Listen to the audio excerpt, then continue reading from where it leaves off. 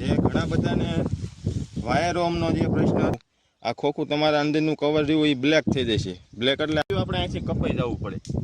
આ મૂળિયું તમે જોઈ શકો, આ મૂળિયું રહ્યું ને કપાઈ જવું પડે, આમાં આખું મૂળિયું રહેવું ન પડે. હેલો મિત્રો, તો આપણી ચેનલમાં તમારું બધાનું હાર્દિક સ્વાગત છે. તો આપણે આજે વાત કરવાની છે કે આપણે કઈ રીતની મગફળીના ડોડવા થાય પછી ઉપાડવી અને કઈ રીતના ઉપાડવી આપણે, તો ધૂળ આપણે ઓછી આવે, જેથી આપણે થેસરમાં પણ આપણે ધૂળ ન જાય, તો આપણે ખોખાના દાણા ઓછા ફૂટે. અને આપણે એ બધી થોડીક માહિતી આપણી પાસે જેટલી છે એટલી તમને આપણે આપવાની છે આજે, અને આપણે વાત કરવાની છે. તો પહેલાં તો આપણે તમને સિંગ આપણે બતાવી દેવી. જે આપણે આગલો વિડીયો નાખ્યો તો એમાં આપણે જે પીળી પડી ગઈ હતી અને આપણે જે દવા મારી હતી એમાં કેવું રિઝલ્ટ મળ્યું છે એ આપણે તમને, ચાલો તો આપણે તમને પહેલાં આપણી સિંગ બતાવી દઈએ કઈ રીતની છે. તો દર્શક મિત્રો, આપણે જે આ આપણી એ માંડવી છે જે આપણે બહુ જે આમ પીળી પડી ગઈ હતી અને પછી આપણે આમાં દવાનો રાઉન્ડ માર્યો હતો, તો તમે જોઈ શકો છો કે આપણે હવે જે પહેલાં જેટલી પીળી નથી, જો કે હજુ 2 દિવસ થયા છે. હજુ આનું રિઝલ્ટ આપણે મળશે 100% હાવ આમ તમારે લીલી સમ થઈ જશે, કાળી મકોડા રીખી અને પીળી હાવ મટી જશે. તમે જોઈ શકો છો કે આ કઈ રીતની છે હાલમાં અત્યારે.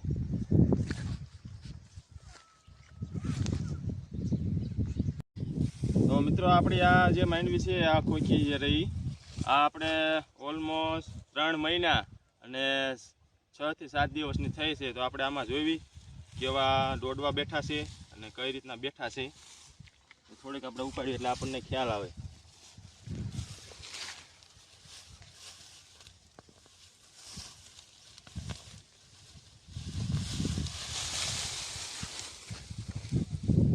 તમે જોઈ શકો છો આવી રીતના દોડવા બેઠા છે. દોડવા દેખાડજો આપણે કેમેરા, અને આવી રીતના આવા બન્યા છે. અને આપણે આ 20 નંબર મગફળી છે, આ તમે જોવો છો એથી. હજુ આ નાના નાના દોડવા જે રહ્યા આ હજુ કાચા છે, આને હજુ 15 થી 20 દિવસ લાગશે. અને આપણે બધા કહે છે કે આપણે જે 20 નંબર જે મગફળી આવે એને ઓલમોસ્ટ 4 મહિનાનો પાક ગણાય, એટલે 120 દિવસનો પાક ગણાય, એટલે 120 દિવસની આપણે ખોખી થાય પછી આપણે ઉપાડી થાય. હજુ આને દનૈયા ઓછા છે, એટલે મારા અંદાજે લગભગ આ 25 થી 30 દિવસ કાઢશે. તમે થોડાક નજીક આવો કેમેરામેન. તો આપણે વાત કરવાની છે કે આપણે જે ખોખા કઈ રીતના હોય, કઈ રીતના બીબડા થાય પછી આપણે આ મગફળી પાડવી. તો આ આપણે માનો કે હાલો આ ખોખું એકાદું ખોલવી આપણે, એટલે આમાં આપણને ખ્યાલ આવશે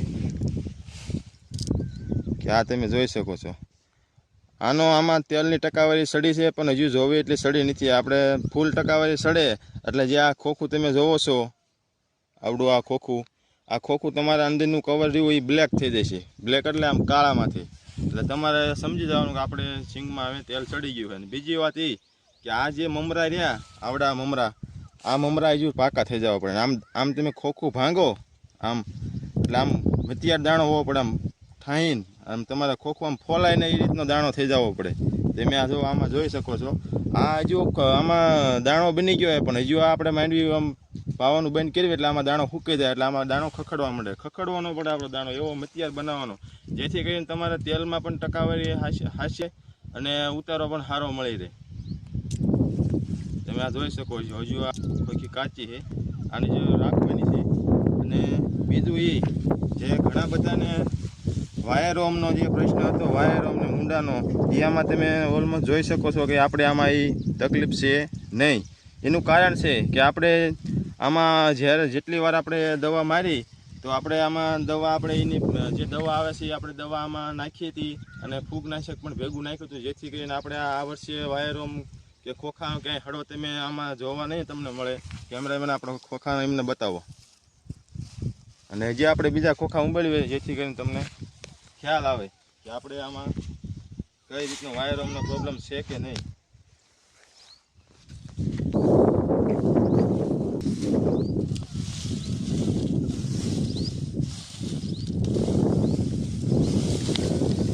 તમે આ જોઈ શકો છો આપણે 20 નંબર પછી આવા ખોખા બેઠા છે,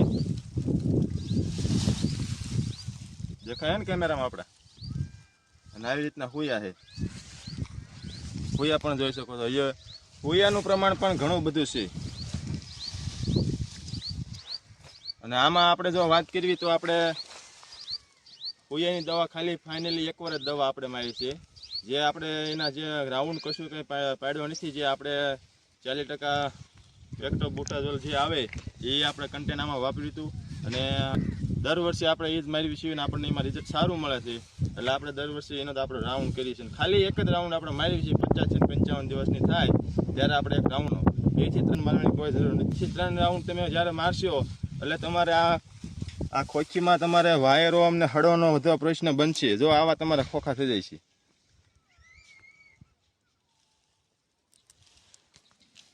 આવા ખોખા થઈ જાય છે. આપણે એકવાર જ માર્યો છે તો એ અમુક આખા ઓલામાંથી એકાદો તમને બીબડું એવું મળશે જે હડાવાળું હોય. બાકી આમ તો ખોખી સારી છે અને હજુ કાચી છે. અને બીજી વાત એ કે આપણે ઘણા બધા ખેડૂતો એવું કરતા હોય છે કે માનો કે આમાં ટ્રેક્ટર ચલાવતા હોય એટલે આમાં એવું ઘણા બધા કહેતા આપણે કલાકે 4-5 વીઘા ઠોકીને જવા દે લેવા હું કરીને જવા દે. તો આપણે ઘરનું ટ્રેક્ટર છે, આપણે ભાડે નથી હાંકતા, આપણે ઘરનું છે અને ભાડે બીજે આપણે હાંકવા દઈએ તો આપણે બધાને એવું જ કહેતા હોય છે કે ધીરે ધીરે ટ્રેક્ટર હાંકવી તો આપણે આ ખોખી રહી આ ખોખા આપણે તૂટે નહીં. અને આની સાચી પદ્ધતિ તો એ છે કે આપણે ટ્રેક્ટરમાં જે આપણે રાપ હાંકતા હોય છે, આપણે કેમેરો અડતો લાવ્યો એટલે આપણે દર્શક મિત્રોને બતાવી શકીએ કે આ મૂળિયું તમે જોઈ શકો છો. આ મૂળિયું રહ્યું આ ઓલમોસ્ટ આખું મૂળિયું ન રહેવું પડે ફરજિયાત. એ તમારે ખાસ ધ્યાન રાખવાનું છે. અને શાંતિથી તમારે ટ્રેક્ટર હાંકવાનું. ભલે વાર લાગે, ભલે 2 વીઘા કાઢે, આપણે એનો કોઈ પ્રશ્ન નથી. એમાં કંઈ આપણે જાજુ વાર ન લાગે. પણ પછી ખોખા જે આપણે તૂટી જાય ને એમાં બહુ વાર લાગે. તો આપણે કઈ રીતે ટ્રેક્ટર હાંકવાનું હોય તો ટ્રેક્ટર આપણે જે હાંકવાનું હું તમને વાત કરું. આપણી જે ખોખીની રાપ હોય, આપણે જે રાપ હોય ખોખીની એ કેટલી પાડવાની. આ મૂળિયું આપણે અહીંથી કપાઈ જવું પડે. આ મૂળિયું તમે જોઈ શકો. આ મૂળિયું રહ્યું ને કપાઈ જવું પડે. આમાં આખું મૂળિયું રહેવું ન પડે. આ મૂળિયું આપણે માનો કે જો આ મૂળિયું અહીંથી આપણે કપાય એટલે ખોખા તો બધા એનાથી ઉપર જ છે. એટલે આ મૂળિયું આપણે અહીંથી આમ કપાઈ જવું પડે. સાચી પદ્ધતિ એની પાડવાની એ છે. પછી તમે ટ્રેક્ટર તો હે એમાં વજન ગમે એટલો મેકો એટલે બેસી જવાનું હોય. બેઠું લેવું હોય તો એ ખોખી બેઠી પડતી જાય. પણ તમે બેઠી પાડશો એટલે તમારે ખોખી હારે ધૂળ વધુ આવશે. ધૂળ વધુ આવશે એટલે તમને જ્યારે તમે પાથરા કરશો ત્યારે પાથરામાં પણ આમ નાખી દઈશું. આપણે આમ પાથરા કરી નાખવી એટલે એમાં વધુ ધૂળ પકડે છે. જેથી કરીને તમે થેસરમાં નાખો. થેસરમાં નાખ્યું એટલે ધૂળીમાં ભેગી હોય એટલે એ બીબડામાં એ બધામાં લીલું રહે. એટલે આપણે જ્યારે હલરમાં નાખ્યું ત્યારે જે ગોળ ગોળ ફરે એમાં જ્યારે કટરમાં જાય છે ત્યારે ધૂળ ભેગી જ્યારે ભટકાય એટલે આપણા ખોખા ઘણા બધા ફૂટી જતા હોય છે. એટલે આપણે આ એક કાળજી ખાસ રાખવાની. જેથી આપણે ઓલો રાપ હાંકવી ત્યારે મૂળ આપણે અહીંથી કપાઈ જવું પડે. એ ખાસ ધ્યાન લેવાનું છે. એટલું જ આપણે રાપ એનો ઢૂંઢો એટલો જ ઊંડો પાડવાનો. બહુ અતિશય ઊંડો પાડવાનો નથી. આપણે માનો કે કાલે દાડી આવવાના હોય અથવા કાલે આપણે ખોખી ઉપાડવાની હોય તો આપણે 1 દિવસ અગાઉ ખોખી પાડી દેવાનું. એનું કારણ એ છે કે આપણે જમીનમાં થોડો ઘણો ભેજ રહી ગયો હોય. માનો કે આપણે ખોખી ઉપાડી આમ આપણે અત્યારે આના આપણે પાછળ આમ ફેરવી પણ આ લીલી ધૂળ હોય એના હિસાબે ધૂળ ખરતી નથી. જેથી કરીને આપણે 1 દી અગાઉ આપણે આ ખોખી રહીને એને ઓલમોસ્ટ આપણે માનો કે કાલે સવારે લેવાનું તો આપણે આજ હંદકના આપણે આ ખોખી રહી એને ઢૂંઢો મારી દેવાનો. એટલે આના મૂળિયા હોય કે થોડી ધૂળ હોય એ વાટી જાય. અને બીજે દી આપણે પાથરા કરવી એટલે આપણે આમાં બહુ ધૂળ ના રહે. એનું ખાસ આપણે ધ્યાન રાખવાનું છે. ને ધૂળ ના રહે. અને બીજા નંબરમાં જમીન થોડીક વાટી જાય એટલે આપણે પાથરો જ્યાં કર્યો હોય, માનો કે પાથરો ઓલમોસ્ટ કરી નાખ્યો હોય, માપસન નાના પાથરા કરવાના. અને એ પાથરો આપણે જ્યાં કર્યો હોય અહીંયા પછી આપણે એ પાથરો અહીંયા રવા નથી દેવાનો. 2 થી 3 દી જાય એટલે આપણે લાકડું અથવા ખોટી લઈને આપણે એને પાથરાને ફેરવી નાખવાનો હોય. જેથી કરીને આપણે ખોખીનો જે આપણે પાથરો કર્યો એ આખો પાથરો કમ્પ્લીટ સુકાઈ જાય 100%. અને પછી આપણે થેસરમાં નાખવી તો આપણને રિઝલ્ટ સારું મળે છે. જેથી કરીને કોઈ ખોખાના દાણા કોઈ ફૂટે નહીં અને તમારા થેસરમાં પણ ઘાએ ઘા ઝડપી તમારા ખોખા નીકળી જશે. જો આપણે તમને જે વાત કરી કઈ રીતના ખોખી આપણે પાડવી અને કઈ રીતના આપણે કેટલા દિવસે એના પાથરા કરવા, આપણે કઈ રીતના ટ્રેક્ટરમાં સેટિંગ કરવું.